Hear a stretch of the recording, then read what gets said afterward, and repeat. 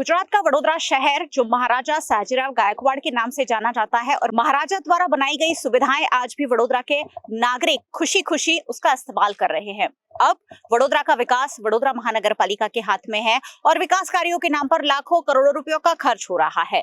विकास कार्यों से कोई परहेजी कभी किसी को हो नहीं सकती, लेकिन विकास कार्यों के नाम पर जिस तरीके के आयोजन हो रहे हैं उस पर सवाल जरूर उठ रहे हैं। फिलहाल मैं वडोदरा के छाणी इलाके टीपी 13 में खड़ी हूं और यहाँ कॉर्पोरेशन का एक प्लॉट है। भरत भाई, अगर हम दिखा सके तो कॉर्पोरेशन का एक पूरा बड़ा सा प्लॉट है और इस प्लॉट को डेवलप करने का काम 68 लाख रुपए के खर्च से कॉर्पोरेशन ने शुरू किया है। वैसे यहाँ आंगनवाड़ी बनाई हुई है और यहाँ छोटे छोटे बच्चों को पढ़ाई कराई जाती है। अब यहाँ गार्डन डेवलप करने की योजना है और यहाँ कुछ कमरे भी बनाए गए हैं, शौचालय बनाए गए हैं और इस पूरे कॉर्पोरेशन के प्लॉट को डेवलप करने की योजना कॉर्पोरेशन ने तैयार की है। अब आप कहेंगे कि विकास कार्य होना तो अच्छी बात है, विकास कार्य होना अच्छी बात है, लेकिन यहाँ पास में ही श्याम रेसिडेंसी है, उसके निवासी इस विकास कार्य का विरोध कर रहे हैं। श्याम रेसिडेंसी के जो लोग हैं वो मेरे साथ है और क्या विरोध है, क्या कहना है उनका, उस पर हम जानेंगे। क्या परेशानी है? आप लोग इस बात का विरोध कर रहे हैं कि यहाँ जो कॉर्पोरेशन का प्लॉट है उसमें कॉर्पोरेशन कुछ विकास करने की कोशिश कर रहा है। આ મુદ્દાની શરૂઆત ત્યાંથી થઈ કે આ જે વૃક્ષ દેખાય છે ને એવા 2 થી 3 વૃક્ષ અહીંયા હતા। આ બાજુ ખસી જાવ જરા। અહીંયા એ વૃક્ષ જ્યારે કોર્પોરેશન અને કોર્પોરેશનના માણસો કે અધિકારીઓ કે સમહાવ કોઈ પણ માણસો અહીંથી ઉખાડવાના ચાલુ કર્યા એટલે આ જે અમારી સોસાયટીના રહીશોના મકાન છે એમના ધ્યાનમાં આવ્યું અને એમણે એમને અટકાવ્યા। તો અમે પછી એ લોકો ના માને કે અમારે અહીંયા ગાર્ડન બનાવવો છે એટલે આ વૃક્ષો અહીંથી હટાવીએ છીએ। એટલે અમે બેનને વાત કરી અમારા કોર્પોરેટરને કે ભાઈ આવું થઈ રહ્યું છે। તો એમણે કીધું કે આ ગાર્ડન બનવાનો છે, તમે એ જે ગાર્ડનના અધિકારી છે એમની જોડે વાત કરો। તો મેં વાત કરી તો એ અધિકારી નિલેશભાઈ કરીને નામ હતું, એમણે મને એવું કહ્યું કે આ વૃક્ષો અમે એટલા માટે હટાવીએ છીએ કે અહીંયા કોર્પોરેશનના ટોયલેટ ને બધું ગાર્ડન માટેના ટોયલેટની વ્યવસ્થા કરવાની છે અને તમારા વૃક્ષ ક્યાંક બીજે અમે શિફ્ટ કરી દઈશું। તો અમે નિર્ણય ખુશી ખુશી વધારી લીધો કે જો આટલા અમારા એરિયામાં નજીકમાં અમે બધા બહુ જ વૃક્ષ પ્રેમી છીએ। અમારા કોમન પ્લોટમાં ઓછામાં ઓછા 100 મોટા વૃક્ષો આવેલા છે અને બધા અમે ડેવલપ કરેલા છે। એટલે અમે ખુશ થઈ ગયા કે અહીંયા ગાર્ડન બનશે, બહુ સરસ વિવિધતા થશે। તો તમે કઈ નહીં, અહીંથી વૃક્ષ હટાવી દો। વૃક્ષ હટાવી દીધા અને તરત જ 2 દિવસમાં અમને ખબર પડ્યા વગર આખું આ સિવિલ કન્સ્ટ્રક્શન ઊભું કર્યું એને રાતોરાત। અને એ બિલકુલ અમારા સભ્યોના ઘરની અડીને એને ત્યાં આવું ખુલ્લું ટોયલેટ બનાવી દીધું કે જે પેલા જે માણસ અહીંયા રહે છે એ બિચારાને રાત દિવસ એની સ્મેલ આવે ને બધા એમનું સુખાકારી જીવન પરેશાન થવા માંડ્યું। આ બધું ઊભું કર્યું એટલે અમે ફરીથી બેનને રજૂઆત કરી કે આવું થયું છે, ગાર્ડનમાં હજી કોઈ વૃક્ષ કે આ કે તે વાવવાની શરૂઆત નથી થઈ પણ આવું બધું ચાલુ, જેના કારણે અમારા રહીશોને તકલીફો પડે છે શાંતિથી રહેવા માટે, સુખાકારી બહુ મોટું। અને એવા બીજા ઓપ્શન છે કે આ જગ્યા આ બહુ જ મોટો પ્લોટ છે, કોઈ જગ્યાએ શિફ્ટ થતી હોય તો અહીંયા જે માણસ આખું લાન બધા જ અમારી સોસાયટીના રહીશોના ઘર છે એને 2 ફૂટનું બી અંતર વગેરે બનાવ્યું છે। તો આ ને કોઈ બીજી જગ્યાએ શિફ્ટ કરી આપો અને ગાર્ડનનું કામ સરસ ચાલુ કરો અને અમારા સોસાયટીના સભ્યોએ વોલેન્ટરી ગાર્ડનમાં સેવા આપવાનું, એટલે કે પાણી એમના ઘર તરફથી, વર્માજીના ઘર તરફથી અને દેખરેખ રાખીશું અને સંભાળ રાખીશું, અહીંયા બનશે એ બધાનું। તો તમે કામ ચાલુ કરો એવી રજૂઆત કરી અને એ માટે એ રજૂઆત અમારી મ્યુનિસિપલ કમિશનરે કરવા માટે અમારા કોર્પોરેટર શ્રીમતી પુષ્પાબેન વાઘેલાએ આજે એપોઇન્ટમેન્ટ લીધી અને આ જ રજૂઆતો અમે મ્યુનિસિપલ કમિશનર સાહેબને કરી કે અહીંયા સિવિલ કન્સ્ટ્રક્શન જે અમારા રહીશોને અડચણરૂપ છે એને ખાલી કોઈ જગ્યાએ શિફ્ટ થતું હોય તો કરો અને અહીંયા खुशी खुशी बहुत सुंदर सरस मजाનું वृक्षारोपण કરીને गार्डन डेवलप करो। चलिए थोड़ा सा और आगे बढ़ते हैं, आंगनवाड़ी की ओर चलते हैं और यहाँ जो आंगनवाड़ी है यहाँ दिन में तो बच्चे पढ़ते हैं लेकिन रात को यहाँ असामाजिक तत्वों ने डेरा डाला हुआ है। यहाँ शराब की महफिलें जमती है और आप सोचिए कि कॉर्पोरेशन की जगह है और यहाँ इस तरीके की असामाजिक गतिविधियां हो रही है और बिल्कुल बाजू में सोसाइटी है जहाँ 42 फ्लैट्स हैं, घर हैं बने हुए, 42 परिवार यहाँ रहते हैं, लेकिन इस तरीके की जो गतिविधियां हो रही है उसका यहाँ विरोध हो रहा है। कि ग्रीन बेल्ट के अंदर कोई कंस्ट्रक्शन नहीं होता है और ये वॉल टू वॉल तो कहीं पर भी कंस्ट्रक्शन ग्रीन बेल्ट है ऐसा कॉर्पोरेशन ने खुद कहा है। बिल्कुल कहा है ना कॉर्पोरेशन ने, भाई वॉल टू वॉल तो टच ही नहीं हो सकता ना। यहाँ से अगर कंस्ट्रक्शन वर्क हो जाएगा तो it is not a criteria of the green belt. तो अगर ये टच हो जाता तो यहाँ से एयर जो वेंटिलेशन है वही नहीं हो पाएगा। तो हमारा तो विरोध इतना ही कि इस जो ये है कंस्ट्रक्शन इसको आप शिफ्ट कर ले कहीं पर भी।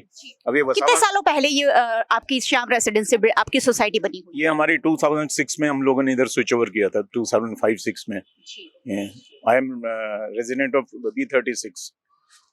चलिए, सालों से रह रहे लोग कह रहे हैं कि बिल्कुल हमारी सोसाइटी से लगकर कंस्ट्रक्शन नहीं होना चाहिए। स्थानीय नगर सेवक पुष्पा वाघेला भी हमारे साथ है, जो पिछले कई दिनों से इस मुद्दे स्थानीय लोगों के साथ हैं और आज कॉर्पोरेशन में इस मामले आवाज भी उठाई गई है। पुष्पाबेन, શું કહેશો? આજે ગ્રીન ડેવલપમેન્ટ થવાની કોશિશ છે, એમાં સ્થાનિય નિવાસીઓ વિરોધ કરી રહ્યા છે અને તમે એનો સાથ આપી રહ્યા છો। સ્થાનિક લોકોનો વિરોધ માત્ર સિવિલ જે કામ ચાલી રહ્યું છે એનો છે। મારો વિરોધ એટલો છે કે કોર્પોરેશનનું આ અણઘટ એમને આવડત નથી। હવે ગ્રીન બેલ્ટમાં અહીંયા બ્યુટિફિકેશનનું કામ કરવું જોઈએ। કોઈ પણ વ્યક્તિ બગીચામાં આવે તો એને આ મકાનો બાંધેલા ઝૂંપડા મકાનો દેખાય કે એને ગ્રીનરી દેખાવી જોઈએ। હવે અહીંયા આ લોકો જે કામ કરી રહ્યા છે, એટલે આજે મારી રજૂઆત પણ એ છે કે તમે પાછળ જે આંગણવાડીની પાછળ જે વેસ્ટ જગ્યા છોડી દીધી છે, જેનું અત્યારે જંગલ બની ગયું છે, નરકાગાર પરિસ્થિતિ છે, તો આ જે સિવિલ કામ અહીંયા કરી રહ્યા છો તો આ કામ પાછળ કરો। એ જગ્યાનો ઉપયોગ તમે કરો અને આ જગ્યા પર ગાર્ડનનું કામ કરો। એટલી અમારી માંગણી છે ને અમે આ સ્થાનિક રહીશોને એટલે જ હું સપોર્ટ કરી રહી છું કે સ્થાનિક રહીશોની માંગણી સાચી છે। અગર એમની ખોટી હોત તો અમે એમને પણ કહે કે આ કોર્પોરેશનનું કામ છે, તમે ડિસ્ટર્બ ના કરો, પણ એમની જે માંગણી છે એ લાગણી સાથેની છે કોર્પોરેશનની કે પાછળ જે જંગલ બની ગયું છે ત્યાં તમે આ 4 મકાનો બનાવો અને આગળ જે અહીંયા ગાર્ડન બનાવવાના છો, 68 લાખ રૂપિયાનો ખર્ચો છે, તો 68 લાખ રૂપિયામાં ક્યાંય તમને ગ્રીનરી તે દેખાય છે ખરી? એ જ વિરોધ છે અમારો। 68 लाख रुपए के नाम से विकास हो रहा है और ग्रीन बेल्ट डेवलपमेंट करने की, गार्डन डेवलपमेंट करने की बात है, लेकिन यहाँ जो सीमेंट कंक्रीट का कुछ कंस्ट्रक्शन हो रहा है उसका स्थानीय निवासी विरोध कर रहे हैं। कॉर्पोरेशन के प्लॉट में यहाँ असामाजिक गतिविधियां भी हो रही है। यहाँ बिल्कुल बगल में श्याम रेसिडेंसी है, वहाँ लोग रहते हैं और संस्कारी नगरी कहे जाने के नाते यहाँ जो गतिविधियां हो रही है उसका विरोध कर रहे हैं। मैम, यहाँ किस तरीके की दिक्कतों का सामना आप लोगों को करना पड़ रहा है? यहाँ रात को बहुत ही मतलब अनसोशल बोल सकते हैं, ऐसे लोग इधर आते हैं। रात को हमें कितनी बार हमने फ़ोटो भी निकाली है, बॉटल्स वगैरह जो अल्कोहल की होती है वो भी यहाँ मिली पड़ी रहती है। यहाँ के जो सामने पूरे जो न्यूसेंस है वो लोग इधर आके खूब तमाशा करते हैं। तो हम इतना पैसा खर्च करके जब इधर रह रहे हैं तो हमें ये सब सहन करना पड़ेगा। हाँ, कि हमारी बेटी भी गैलरी के बाहर भी नहीं निकल पाए। तो आपने इस मामले कभी कॉर्पोरेशन को कहा है कि आपके प्लॉट में ये सारी एक्टिविटीज हो हमने रही जब यहाँ इसके पहले भी जब यहाँ सब ऐसी एक्टिविटीज़ हुई थी तब यहाँ कितने सारे अधिकारी आए थे, उनको भी हमने ये सब बताया था। और तो वहाँ जब आए तो बॉटल पड़ी हुई थी, सब मतलब ड्रिंक करके रात को सब इधर गाली बोलते हैं, सब चल रहा है यहाँ, ये सबको पता है, लेकिन कुछ बंद नहीं हो रहा है। ये देखो, ये भी झुपड़ी जैसा बनाया है। और यहाँ कौन रहता है?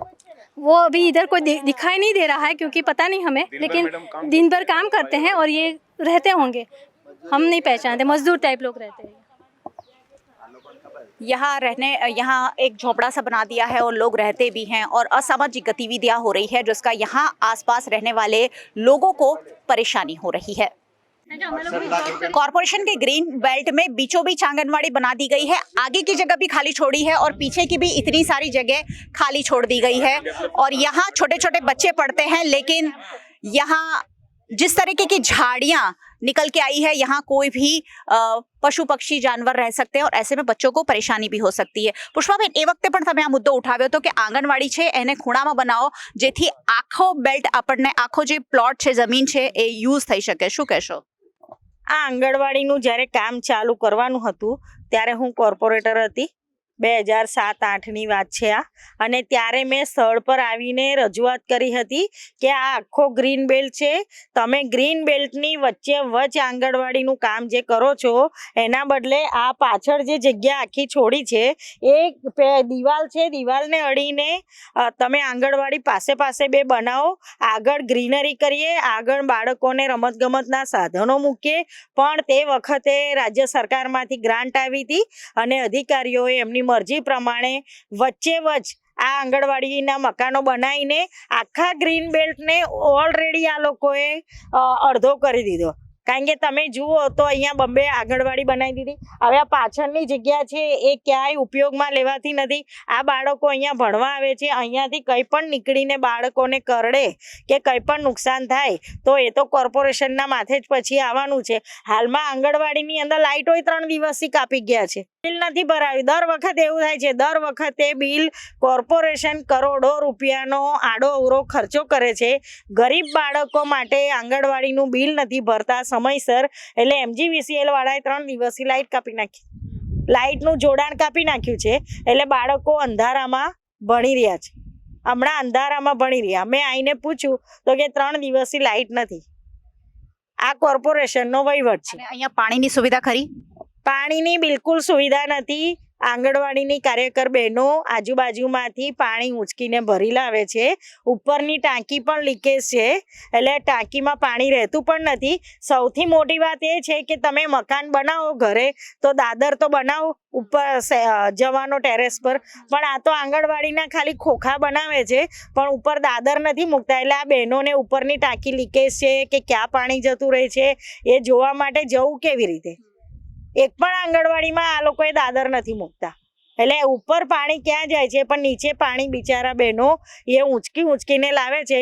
માંડ એ લોકો 5-6 હજારના પગારની અંદર 50 હજારનું કામ કોર્પોરેશન કરાવે છે એમની પાસે. आप सोचिए, लाखों करोड़ों रुपए का खर्च और इस तरीके की बिल्कुल ही जहां कोई व्यवस्था नहीं है। आंगनवाड़ी बना दी गई है सरकार को दिखाने के लिए। सरकार बड़े बड़े वादे और बड़े बड़े दावे करती है, पढ़ेगा इंडिया तभी तो बढ़ेगा इंडिया। लेकिन पढ़ेगा कैसे और बढ़ेगा कैसे जब सुविधाएं नहीं होंगी। जिसकी बात स्थानीय नगर सेवक पुष्पा वाघेला ने कही कि यहाँ कॉरपोरेशन ने बिल नहीं भरा है और इसलिए ये जो बिजली है काट दी गई है, मीटर है बंद पड़ा है। ऐसे में छोटे छोटे बच्चे पढ़ेंगे कैसे? आंगनवाड़ी के नाम पर यहाँ 2 बिल्डिंग बना दिए गए हैं लेकिन सुविधा नहीं है, ना लाइट है ना पानी है। आप सोचिए अगर बुनियादी सुविधाएं नहीं होगी तो बच्चे पढ़ेंगे कैसे? चलिए आंगनवाड़ी में क्या सुविधा है उस पर भी एक नजर डाल ली जाए।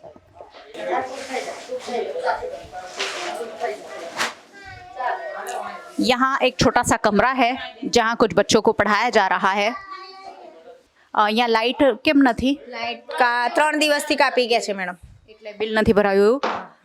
અને પાણીની શું વ્યવસ્થા છે? પાણી તો લાઇટ વગર પાણી નીચેથી નહીં આવતું. અમારે મોટર હોય ચાલू થાય તો આવે ને પાણી. बड़ौदा शहर की जनता करोड़ों रुपए का टैक्स भरती है और आशा करती है कि उन्हें सुविधाएं मिल सके, लेकिन वडोदरा कॉरपोरेशन जिस तरीके का आयोजन कर रहा है, सुविधा मिलने के बजाय असुविधाओं में बढ़ोतरी हो रही है। और ऐसा ही एक मामला छाणी टीपी 13 इलाके में सामने आया है जिसका स्थानीय निवासी विरोध कर रहे हैं। आने वाले दिनों में क्या इस पर एक्शन लिया जाता है उस पर भी VNM की नजर हमेशा बनी रहेगी। सहयोगी भरत राजपूत के साथ मयूरिका, VNM TV के लिए।